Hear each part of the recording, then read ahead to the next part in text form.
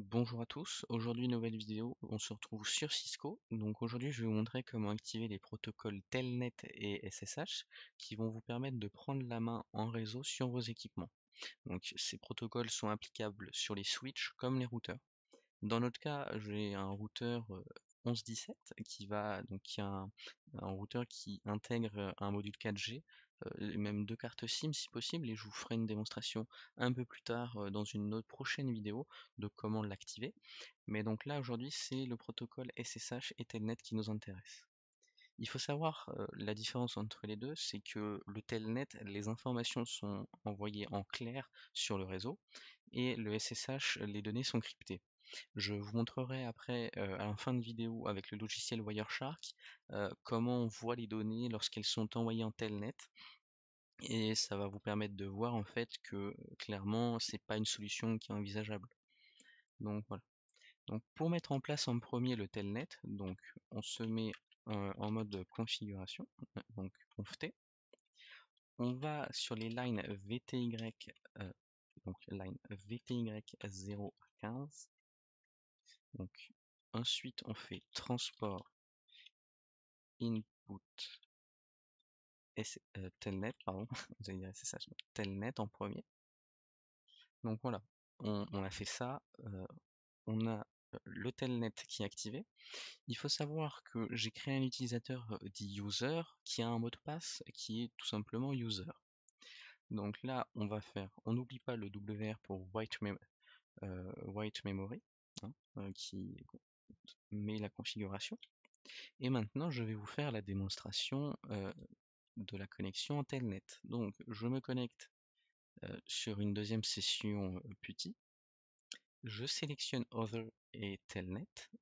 Donc, Telnet est activé par défaut. Donc, c'est le port 23 hein, par défaut du Telnet. Et donc là, je vais mettre l'adresse IP de mon routeur. Donc, moi, j'ai mis 192.168.20.254. Et donc là, vous voyez que j'ai donc l'accès en Telnet sur mon équipement parce qu'on voit bien la bannière que j'ai créée sur mon Cisco. Et maintenant, je vais mettre mes identifiants, donc user et user. Et voilà, donc là, si je fais un show run, je suis bien sur le routeur Andromède, qui est le nom que j'ai défini sur mon Cisco, et on voit bien la configuration. De plus, on constate bien que la connexion Telnet est bien activée sur les lines VTY. Donc voilà, là vous venez d'activer Telnet. Mais comme je vous ai dit, les informations sont en clair sur le réseau, je vous montrerai après. Donc nous, ce qu'on veut, on va plutôt privilégier SSH. Donc afin de mettre SSH, il faut faire une chose qui est nécessaire, c'est de définir un nom de domaine. Donc pour faire cela, vous allez donc en conft IP domain name, et donc là vous mettez le domaine que vous voulez. Donc là dans mon cadre d'exemple, c'est pas en production, donc je vais mettre loic.local. Voilà, donc là vous venez de définir le nom de domaine. Maintenant, c'est nécessaire de créer une clé RSA, donc on va la créer. Donc la commande c'est crypto key, donc generate RSA. Et donc là vous allez choisir le module, donc c'est-à-dire la taille de votre clé. Ça peut être compris entre 2048 et 4096. Donc là moi je vais mettre 2048. Donc là ça vous génère la clé. Alors, je vais agrandir la taille de la fenêtre. Donc, oui, pareil pour vous montrer. Vous faites Change Settings. Vous allez donc dans PuTTY Reconfiguration. Vous avez Window, Appearance, et vous faites Change. Je vais le mettre à 14. Apply, et voilà. Donc là, comme ça, c'est un peu plus clair. Donc voilà. Là, vous avez la clé de module RSA qui est activée. Ensuite, on va privilégier la session IP SSH version 2. Donc, vous faites IP SSH version 2. Comme ça, c'est la deuxième version SSH, hein, c'est dans le nom. On va ajouter une petite sécurité, c'est-à-dire que là, on va faire une période d'inactivité, donc une déconnexion après une activité. Donc, pour mettre ça en place, c'est la commande IP SSH timeout. Et donc là, le temps en secondes. Donc, nous, on va dire allez, 15 secondes. Si au bout de 15 secondes, il n'y a pas d'action de la part de l'utilisateur, il sera déconnecté. Bien sûr aussi, si vous voulez d'autres options, donc là moi je vous en parle pas, mais vous pouvez faire IP SSH et un point d'interrogation. Voilà, comme ça vous pouvez voir et retrouver les commandes et les fonctionnalités qui sont possibles. Ensuite, après avoir mis le timeout, on peut maintenant configurer le SSH en input. Donc pour faire ça, on fait line VTY 0 à 15 transport input SSH. Vous faites login local. Le login local va vous permettre d'utiliser les identifiants qui sont sur le routeur, c'est-à-dire pour me connecter en SSH ou en telnet, ça utilisera donc l'utilisateur user. Afin de créer un autre utilisateur pour vous montrer, et pour rappeler pour ceux qui ne s'en souviendraient plus, je vais vous montrer. Donc la commande c'est username. Donc là je vais l'appeler mon nom d'utilisateur Loïc. Privilege 15, donc je vous invite à vous renseigner sur pourquoi la valeur 15. Je vous l'expliquerai peut-être prochainement dans une nouvelle vidéo. Et secret, et donc le mot de passe qui sera en fait en mot de passe caché, on va dire crypté, voilà.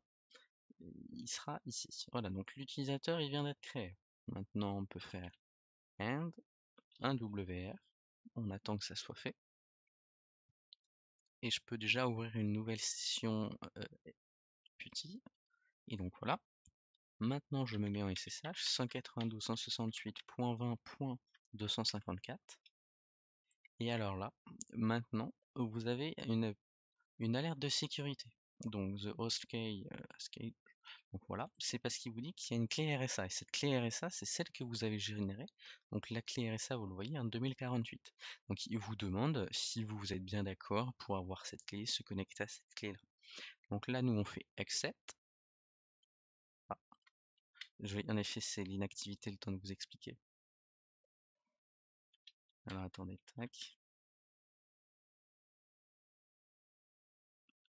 Voilà. Et donc, Loïc. Loïc. Et voilà. Là maintenant, je suis connecté en câble console ici. Hop. Ici en telnet. Et ici en SSH. Donc là voilà, maintenant vous avez mis en place SSH et telnet sur un routeur Cisco.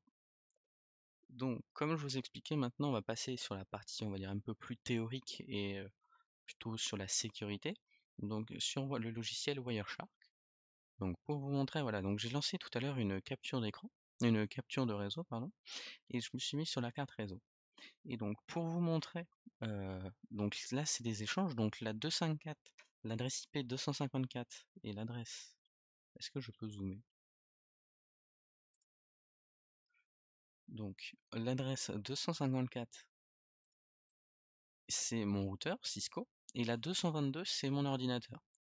Donc là on voit qu'il y a des échanges en fait, et on voit que, alors attendez. Voilà, donc pour vous montrer, donc 222 qui envoie 254 en données telnet un U. 254 qui dit j'ai reçu un U. 222 qui dit un S, donc le S il va apparaître en telnet, en information telnet juste ici. 222 on reçoit un E, bah envoie un E. Le Cisco dit que j'ai reçu un E et un R. Voilà, donc là vous avez user. C'est clairement en fait le mot de passe qui a été envoyé par moi, en fait, par l'utilisateur. Et donc vous voyez qu'il vient d'apparaître en clair dans le décodage de trame sur Wireshark. Donc c'est pour ça qu'il faut éviter d'utiliser trop Telnet, parce que les informations, s'il y a quelqu'un qui est dans votre réseau et qui scanne le réseau via Wireshark, et ben il va voir toutes ces informations. Et c'est-à-dire que c'est un peu une faille, c'est clairement une faille de sécurité dans votre réseau. Donc voilà, vous avez dans cette vidéo mis en place SSH Telnet et vous avez été sensibilisé sur l'utilisation de Telnet. Donc on se retrouve pour une prochaine vidéo donc, qui sera potentiellement sur Cisco et l'activation du module 4G du Cisco et la bascule avec un port WAN. Et donc voilà. Donc je vous dis à très bientôt pour une prochaine vidéo. Au revoir.